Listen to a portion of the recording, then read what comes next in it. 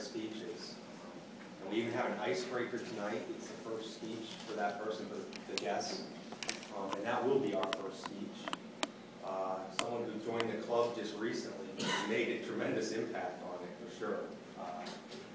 And that will be Paul Priest, who will do this icebreaker, 4 to 6 minutes, and he's going to tell us a little bit about himself. Paul?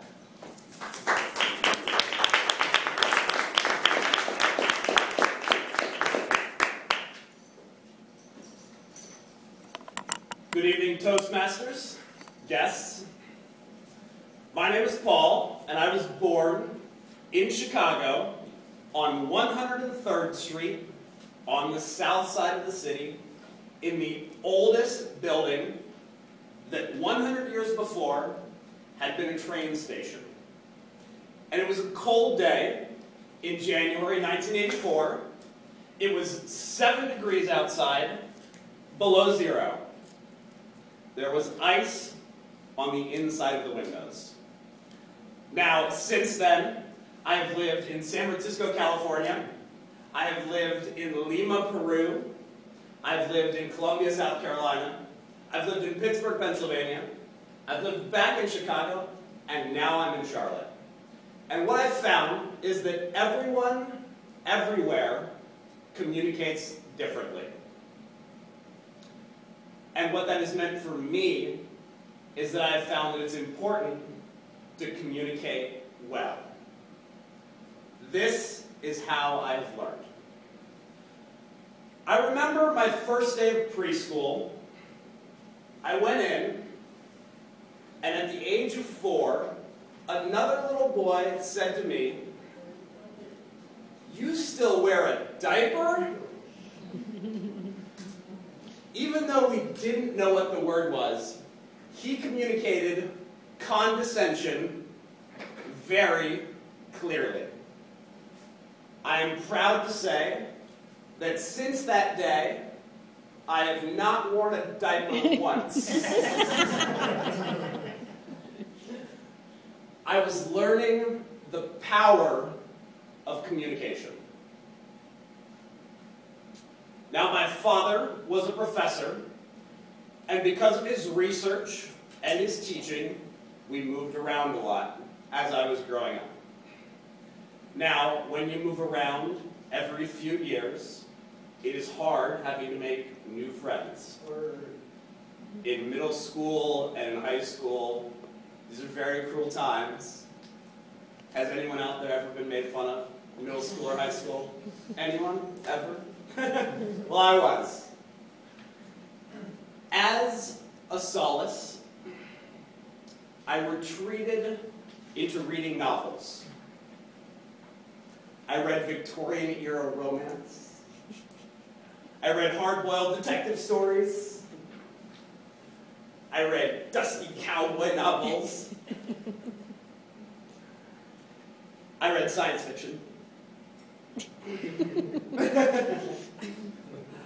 I read a whole assemblage of books. Now, this was, unfortunately, at the cost of friendships. And even though I was learning how authors use the written word to communicate clearly, I wasn't putting any of it into practice. Now, I graduated from high school, and I went on to college. I studied sociology, and after finishing college, I realized that to get a job using sociology, you really have to do a lot more school than just college. You have to do a master's, and oftentimes a PhD, and I really didn't want to do that much school. So, I got a job for a company named Trader Joe's. Now, Trader Joe's is a grocery store, but it's a little different than most grocery stores. There's a big focus on customer service, similarly to companies such as Apple and Amazon and Nordstrom's. I had been working at Trader Joe's for a little while, and my boss sat me down for my first performance review. and he said to me, "Paul, we don't think you've figured Trader Joe's out yet." He communicated to me very graciously, yet very clearly, that I needed to work on my interpersonal skills. I took this to heart.